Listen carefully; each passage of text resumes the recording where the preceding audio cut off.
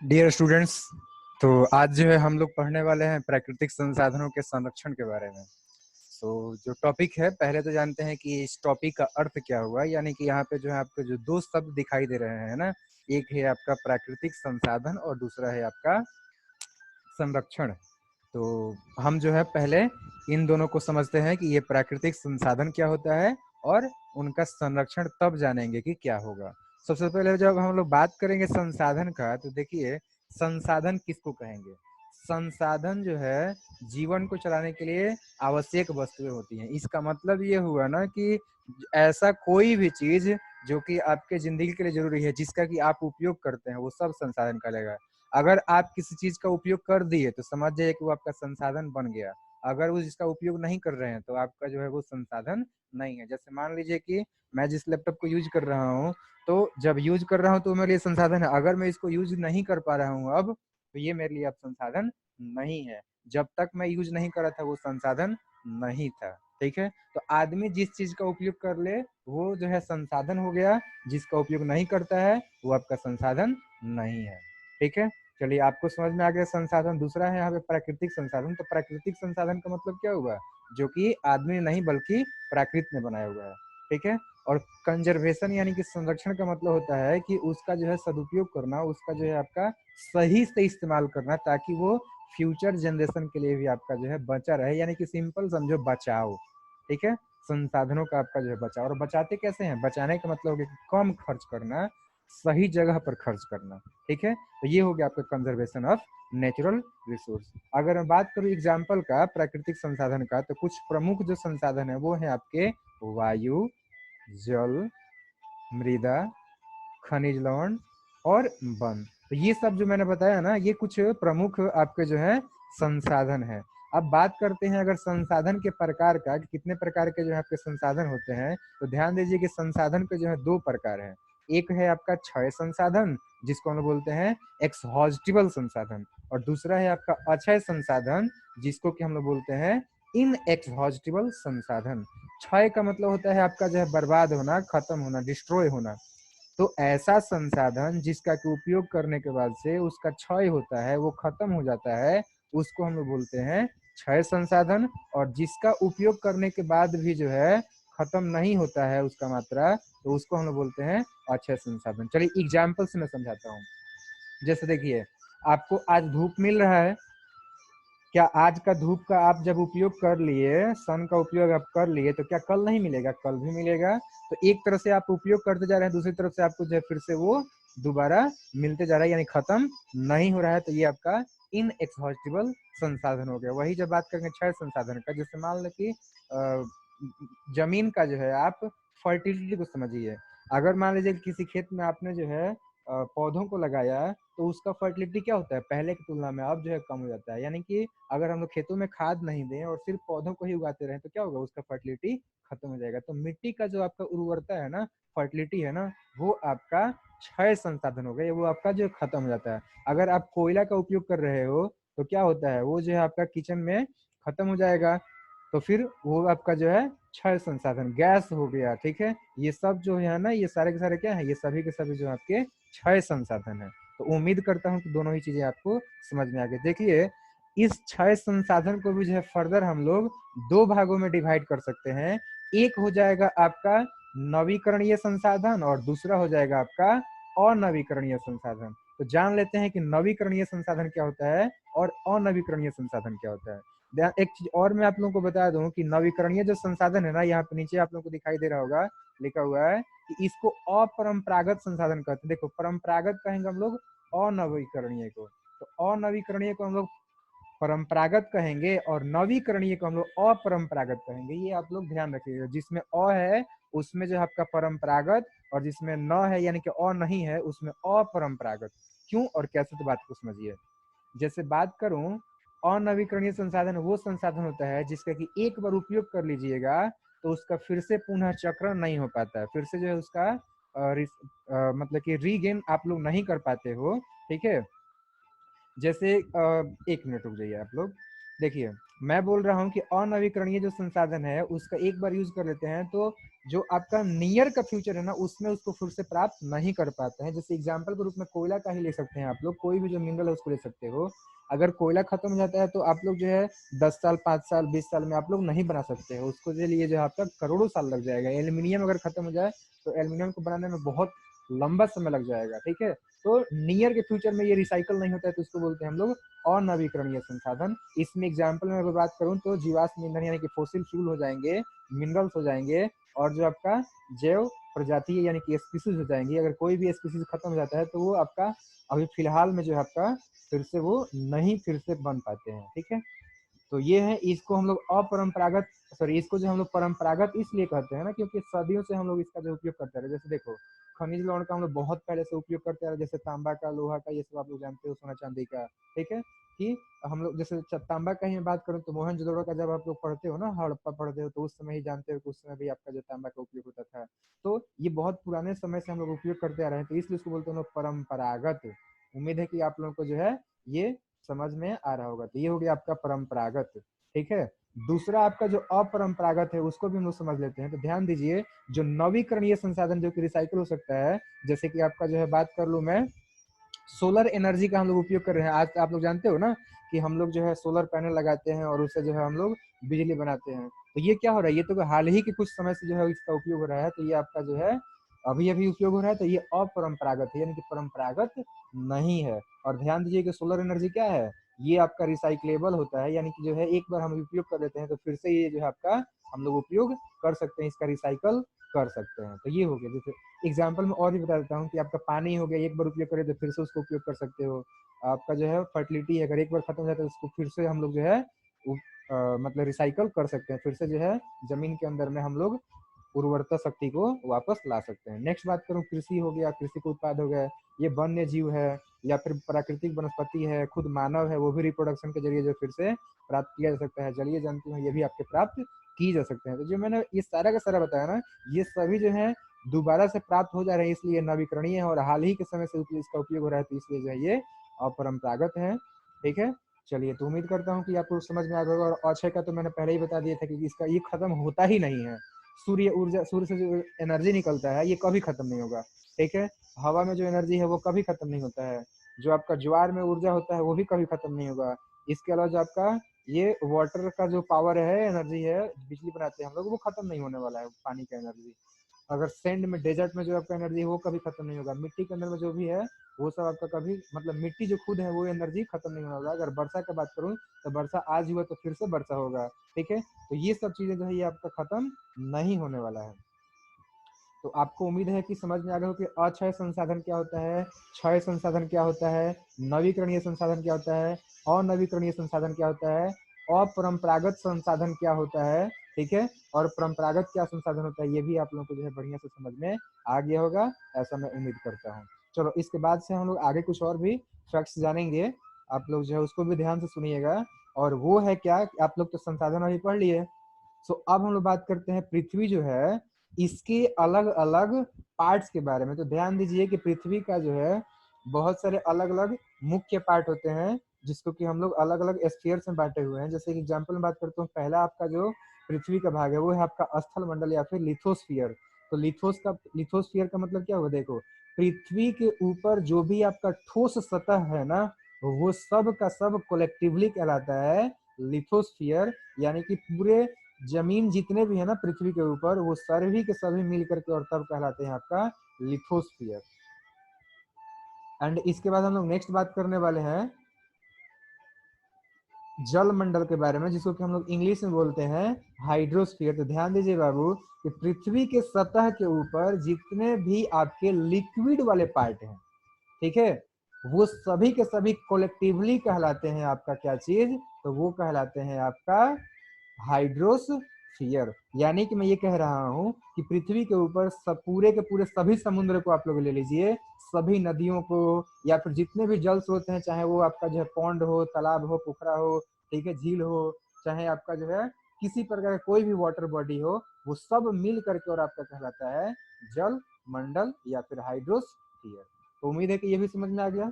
फिर बात करते हैं एक तीसरा मंडल है जिसका नाम है आपका वायुमंडल। तो ये आपका ध्यान दो कि पृथ्वी पर जितना भी आपका गैस है ना, वो सभी के सभी गैसियस पदार्थ मिल करके और कलेक्टिवली कहलाते हैं आपका एटमोस्फियर, यानी कि उसको बोलते हैं हम लोग वायुमंडल। ऐसे भी आप डिफाइन कर सकते हो कि पृथ्वी के चारों ओर हवा का जो एक कवर होता है, आवरण होता है, खोल होता है, उसी को हम लोग बोलते हैं वायुमंडल। ठीक है, तो ये तीनों मंडल जो है आप लोग ध्यान रखिएगा। अब चलिए हम लोग कुछ एनर्जी से संबंधित डिस्कस कर लेते हैं। तो ध्यान दीजिए कि पृथ्वी पर जो है जितने भी जीव हैं उनके बॉडी में जितना भी एनर्जी है वो सभी के सभी एनर्जी कहाँ से प्राप्त हुए हैं, तो वो सभी के सभी एनर्जी जो है आपके सूर्य से प्राप्त हुए हैं। कैसे, तो चलिए इसको जो है बहुत ही सिंपल तरीके से समझा देता हूँ। जैसे मान लीजिए कि ये जो आपका सूर्य हो गया, ठीक है, तो होता ये है कि सूर्य से जो आपका एनर्जी निकलता है ना, उसको जो है पौधे अपने बॉडी के अंदर में जो है उसका यूज करते हैं फोटोसिंथेसिस में, और ग्लूकोज को बनाते हैं, कुछ का उपयोग करते हैं और बाकी को जो स्टोर करके रखते हैं अपने पत्तियों में, स्टेम में, फल में, फूल में, जड़ में, ठीक है, अलग अलग भागों में।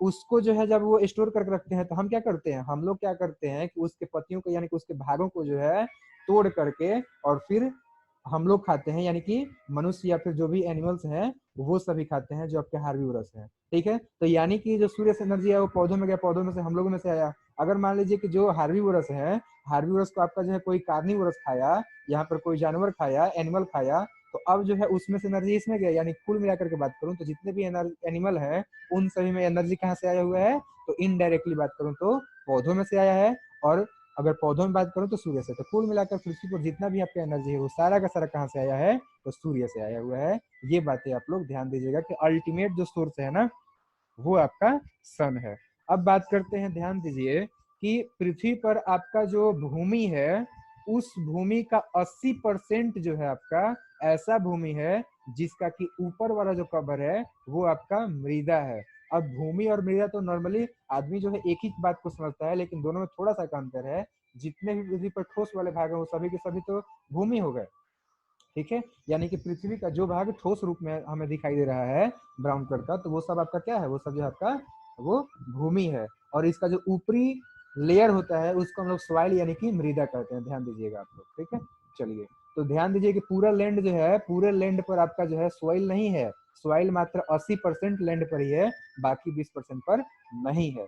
ठीक है, चलिए, मृदा में अगर ध्यान दीजिएगा कि ऊपर वाला जो है वही लेयर होता है मृदा, जिसमें कि आपका लवण और जैव खाद्य पदार्थ मिलते हैं। मतलब कि ऑर्गेनिक जिसमें भी आपका मटेरियल मिलेगा, मतलब देखो लैंड का ऊपर का वो आपका लेयर जिसमें कि आपका जो है मिनरल्स मिलते हैं, खनिज लवण मिलते हैं, और आपका जो है बायो यानी कि बायोमास मिलता है, यानी कि उसको बोल सकते हैं हम लोग कि ऑर्गेनिक मटेरियल मिलता है, तो उसको हम लोग सॉइल बोलेंगे।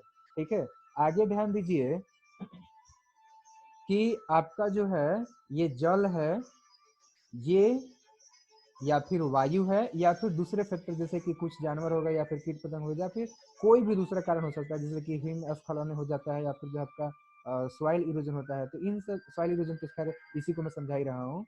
क्या होता है कि मतलब कि जो आपका चट्टाने होती हैं वो खिसकता है, तो इसकी वजह से क्या होता है ना कि एक जगह का आपका जो मृदा है ना वो कट करके दूसरी जगह तक जाता है। ठीक है, तो ये आपका जो सॉइल इरोजन जो है ये क्या होता है, ध्यान दीजिए, एक जगह से आपका सॉइल का कट करके और दूसरे जगह तक जो है ट्रांसफर होना, यही कहलाता है आपका सॉइल इरोजन। और ये जो है बहुत सारे फैक्टर से होता है, जैसे कि एयर, हवा अगर जो है बहेगा तो उससे भी जो क्या होगा, मिट्टी का जो आपका पार्टिकल्स है वो उड़ करके और एक जगह से दूसरी जगह तक जाएगा।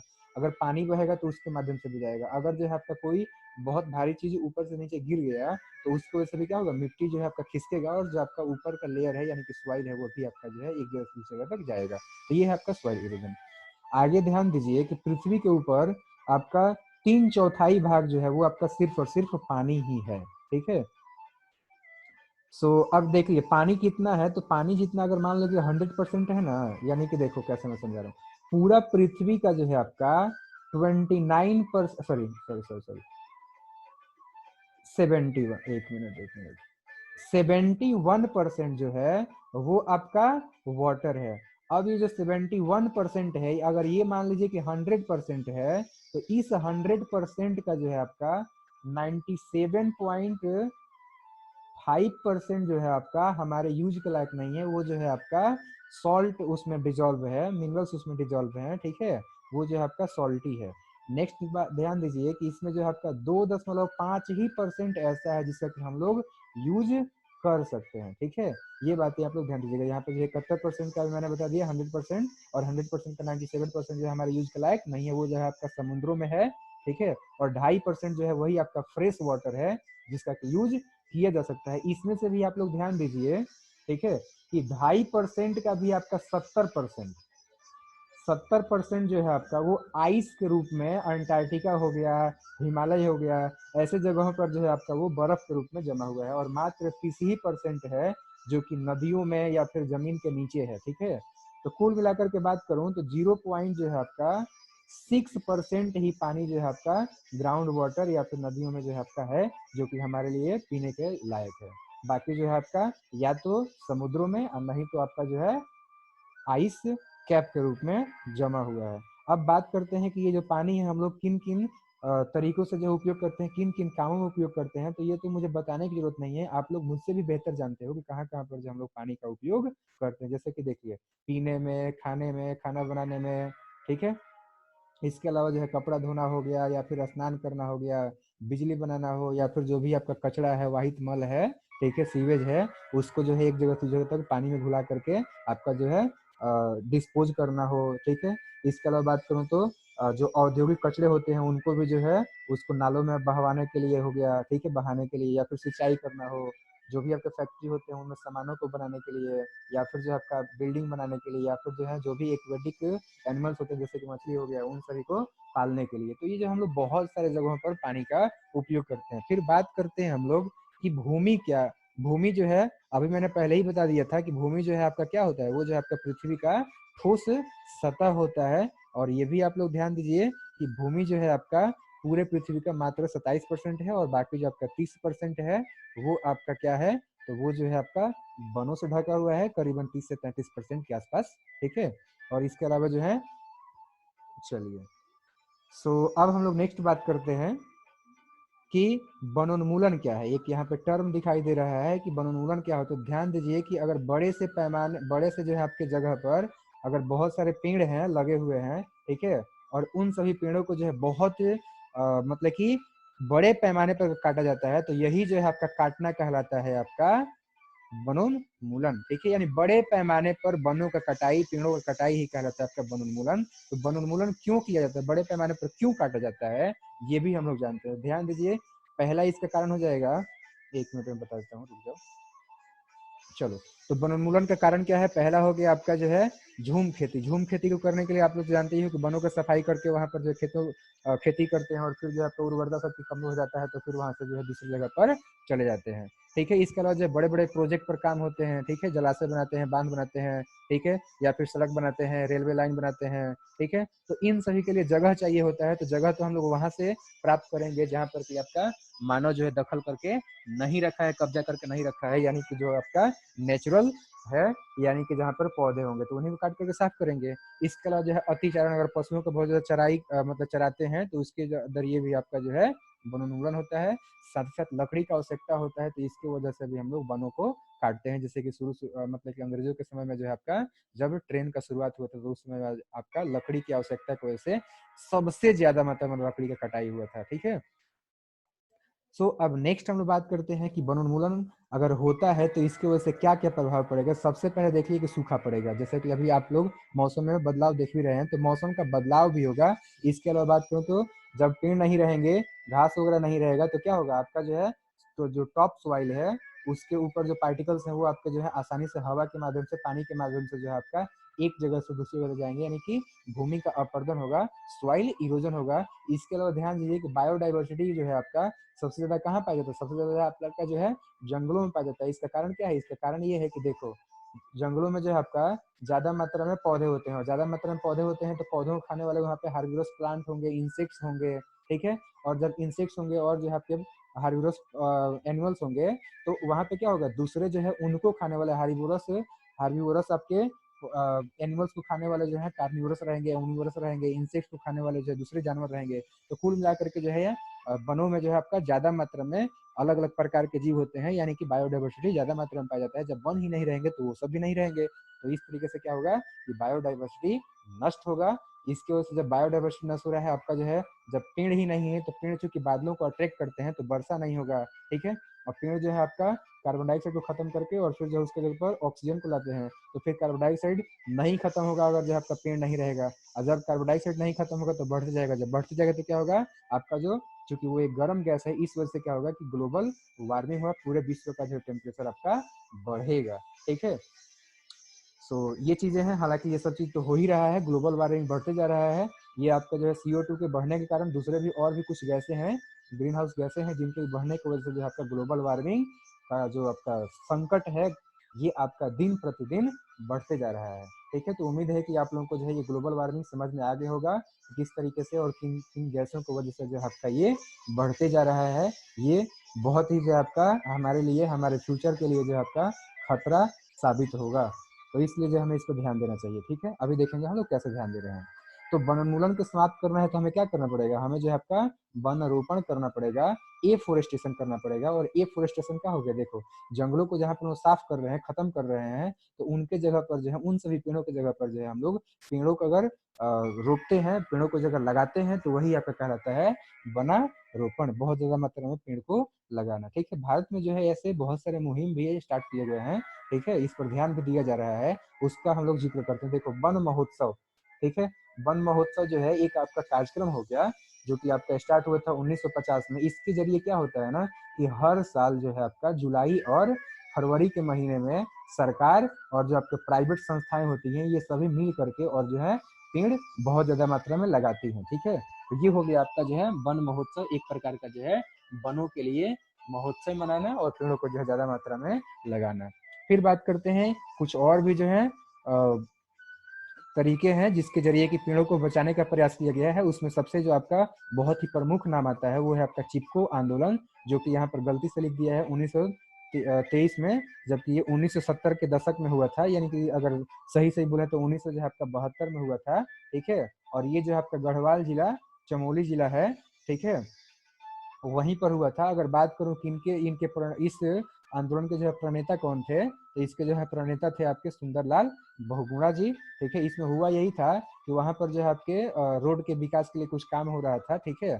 और इस वजह से क्या हुआ कि आसपास के जो लोग थे ना, वो सभी पेड़ों से चिपक गए और बोले कि रास्ता बनाने के लिए हम लोग पेड़ों को नहीं काटने देंगे, अगर पेड़ों को काटना है तो सबसे पहले जो है हमें काटिए और तब पेड़ को काटेंगे। तो इस वजह से जो है गवर्नमेंट ने उस पर रोक लगा दिया, बाद में चल करके उसका काफी प्रशंसा भी हुआ, ठीक है। तो ये है आपका चिपको आंदोलन। इसी के तर्ज पर जो है आपका दक्षिण भारत में भी एक आंदोलन हुआ था, ठीक है, जिसको हम एपिको आंदोलन कहते हैं, ठीक है। और इसको जो है आपका पांडुरंग हेज या फिर हेगड़े ने स्टार्ट किया हुआ था, ठीक है।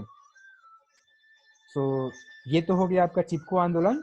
एक ही तर्ज पर जो है दो जगह पर नॉर्थ इंडिया और साउथ इंडिया में जो आपका आंदोलन हुआ है, ठीक है। तो ये भी काफी जो है आपका उस दिशा में, मतलब कि वनों को बचाने की दिशा में जो है एक सराहनीय कदम है, प्रयास है, ठीक है। और ये जो है हमें भी इस पर ध्यान देना चाहिए। फिर बात करते हैं कि ये जो आपका संसाधन है ना, अगर इनका अत्यधिक दोहन होता है, यानी कि ओवर एक्सप्लॉइटेशन होता है, इससे क्या होगा, इससे जो है आपका पर्यावरण का प्रदूषण का जो है खतरा बढ़ जाएगा। एक मिनट, थोड़ा सा फोन आ रहा है।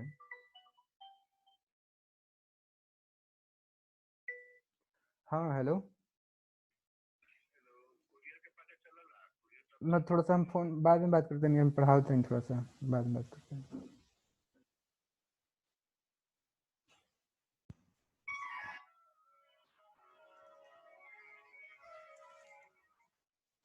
चलिए, तो हम लोग जो है अब आगे कंटिन्यू करते हैं। तो मैंने यही बताया था कि अगर मनुष्य के द्वारा जो है संसाधनों का अत्यधिक दोहन होगा, अति दोहन होगा, ओवर एक्सप्लॉइटेशन होगा, तो इसकी वजह से क्या होगा कि पर्यावरण के प्रदूषण का जो है खतरा बढ़ेगा, ठीक है।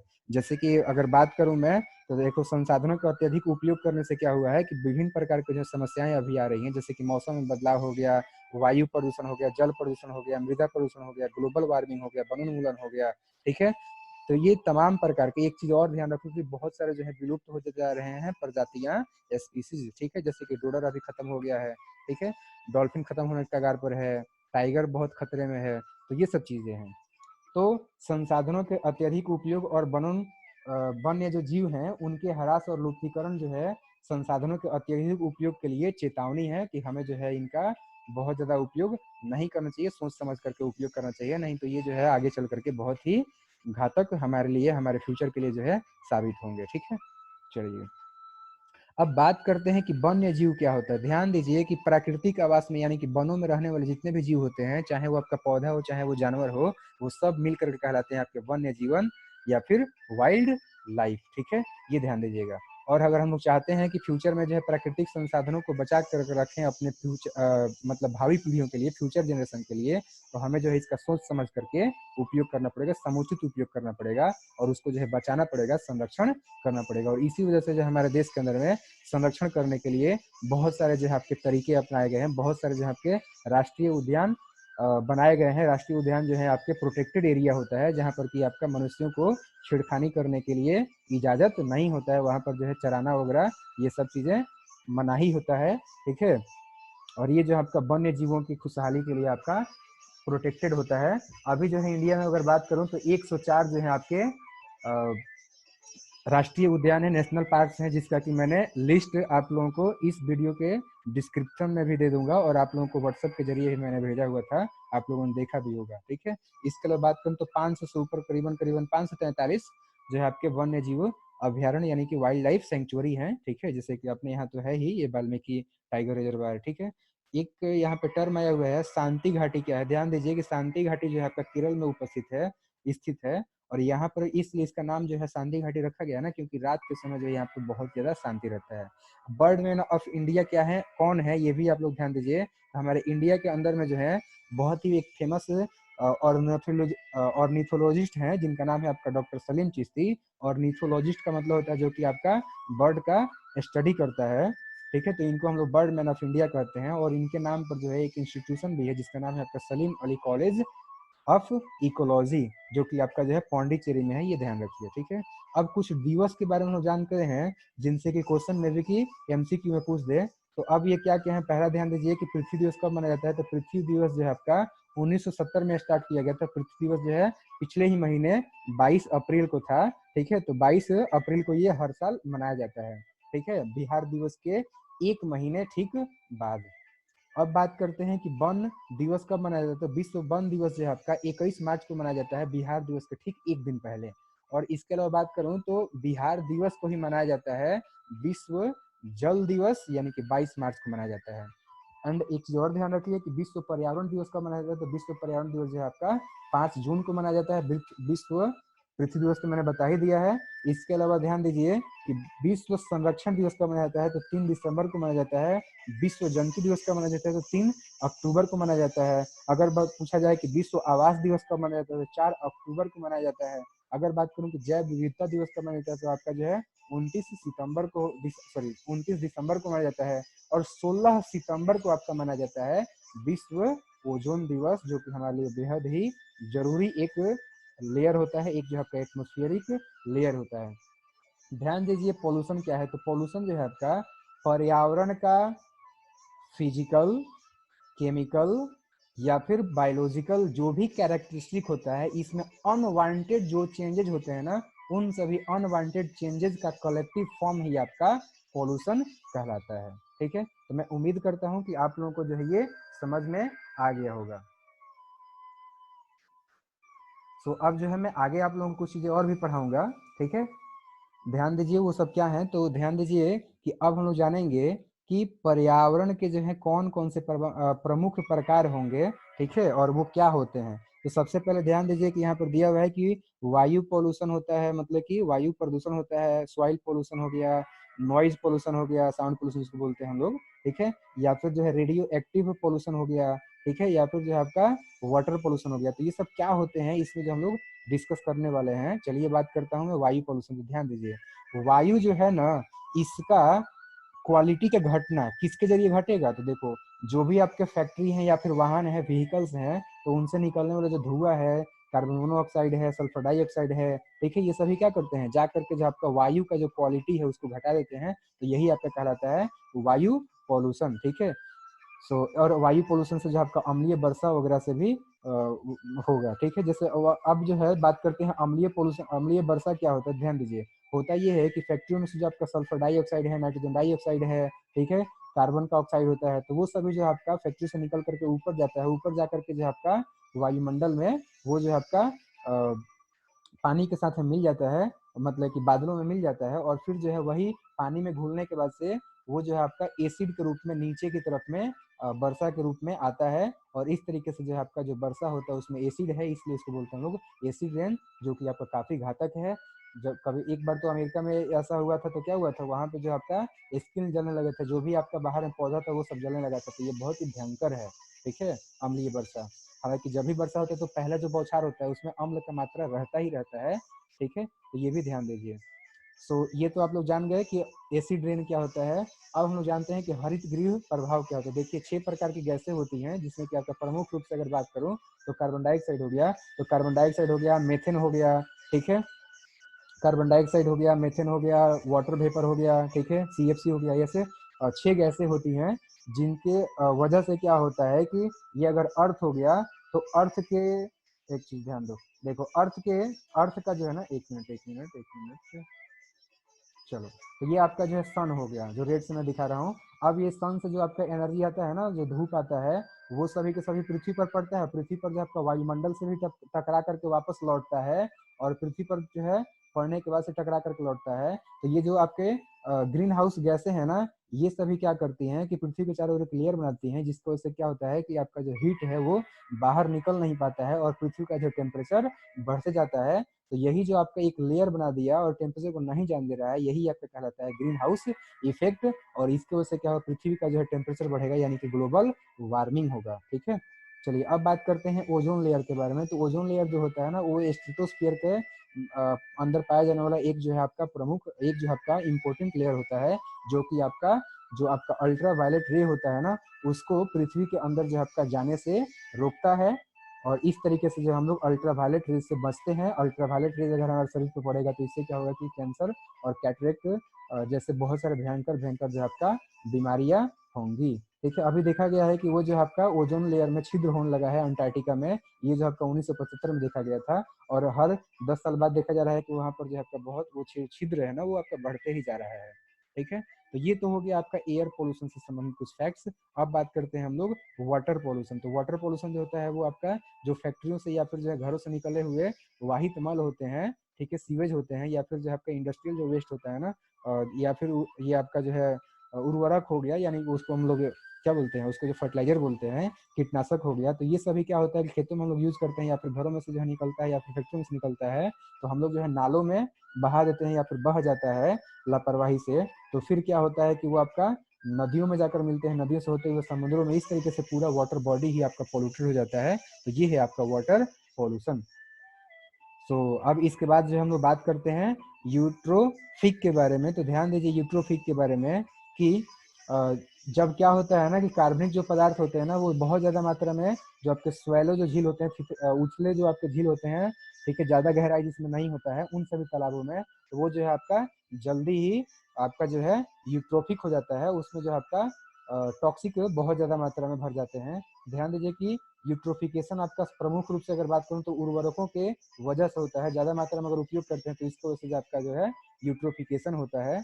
चलिए अब बात करते हैं कुछ और भी गैस से होने वाले दुष्प्रभावों के बारे में। जैसे देखिए वायु पॉल्यूशन का एक बहुत अच्छा जो एग्जाम्पल है आपका 3 दिसंबर 1984 में क्या हुआ था कि यूनियन कार्बाइड नाम का जो है भोपाल के अंदर में, भोपाल जो आपका मध्य प्रदेश की राजधानी है, वहां पर जो है यूनियन कार्बाइड कंपनी जो है उसके अंदर क्या हुआ कि MIC यानी कि मिथाइल आइसोसाइनेट नाम का एक गैस जो है 12 बजे रात के आसपास रिस गया। 2 और 3 तारीख के बीच का जो रात था, और जो है आपका आसपास के बहुत सारे जो सोए हुए लोग थे वो सांस लिए, और इस तरीके से जो है 25,000 लोग दर पे ही मर गए, एट टाइम ही मर गए, ठीक है। और 2500 लोग मर गए, और जो आपके बहुत सारे अपंग हो गए, ठीक है। तो जो अपंग हो गए उनको जो है और भी ज्यादा नतीजा हुआ पूरे जिंदगी भर, क्योंकि उनको जो है उनका देख रेख करने के लिए और दूसरे भी लोगों को जो है क्या बोलते हैं परेशानी उठाना पड़ा था।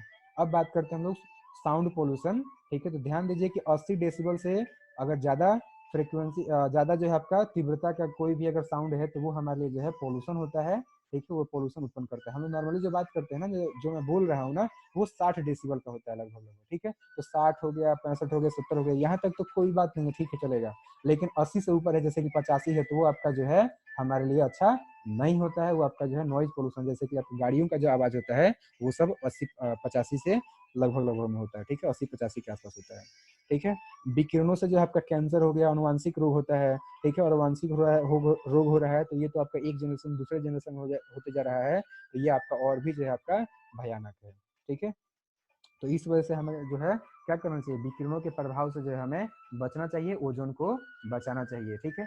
बहुत सारे ऐसी बीमारियां होती हैं ना जो कि आपका पानी से फैलती हैं। जैसे कि एग्जांपल अगर बात करूं तो लूज मोशन हो गया, यानी कि जो है बात करूं तो लूज मोशन कहने के बाद दस्त हो गया हिंदी में, ठीक है। इसके अलावा जो है पेचिस हो गया, यानी कि डायरिया हो गया, टाइफाइड हो गया, ये सब जो आपके पानी से फैलते हैं। एक केमिकल का नाम याद रखिए, डीडीटी, जो कि ऐसा होता है कि वो नॉन बायोडिग्रेडेबल होता है, वो जो आपका डिग्रेड नहीं होता है, वो आपका जो खत्म नहीं होता है, और पक्षियों पर जो है इसका बहुत ही बुरा प्रभाव पड़ता है। और वो प्रभाव ये है कि इनके जो अंडे का जो आपका आउटर कवर होता है ना, वो इसकी वजह से क्या होता है कि पतला हो जाता है, जिसकी वजह से कि समय से पहले ही आपका टूट जाता है। और समय के पहले टूटने की वजह से क्या होता है कि वो अंडा जो है आपका खराब हो जाता है, बच्चे चूजे जो है आपके बाहर निकलने से पहले ही मर जाते हैं, ठीक है। तो ये सब चीजें हैं, हैचिंग नहीं हो पाता है। एंड इसके अलावा मैं बात करूं तो आदमी जो है, आदमी को क्या करना चाहिए, जो आपका परमाणु बम हो गया, ये सब चीजें उनका जो है उपयोग नहीं करना चाहिए, क्योंकि परमाणु बम वगैरह हो गया, ऐसे बहुत सारे जो न्यूक्लियर वीपन्स हैं, इनका उपयोग करने से क्या होता है कि आपका जो अभी हम लोग बात करते हैं विकिरण का, वो विकिरण होगा, और उस विकिरण से जो आपने देखा ही था कि अनुवांशिक जो है आपका रोग होगा, एक जनरेशन से दूसरे जनरेशन तक वो आपका जो है फैलते जाएगा। तो इस वजह से जो हमें इसका परहेज करना चाहिए, ठीक है, ये ध्यान दीजिएगा आप लोग, ठीक है। फ्यूचर जनरेशन को हमें जो है बचाना है, तो हमें जो है परमाणु परीक्षण नहीं करना चाहिए, परमाणु विस्फोट नहीं करना चाहिए, परमाणु अस्त्रों का उपयोग नहीं करना चाहिए, परीक्षण नहीं करना चाहिए। तो मैं उम्मीद करता हूँ कि आप लोगों को जो है ये क्लास अच्छी तरीके से समझ में आया होगा। Thank you very much.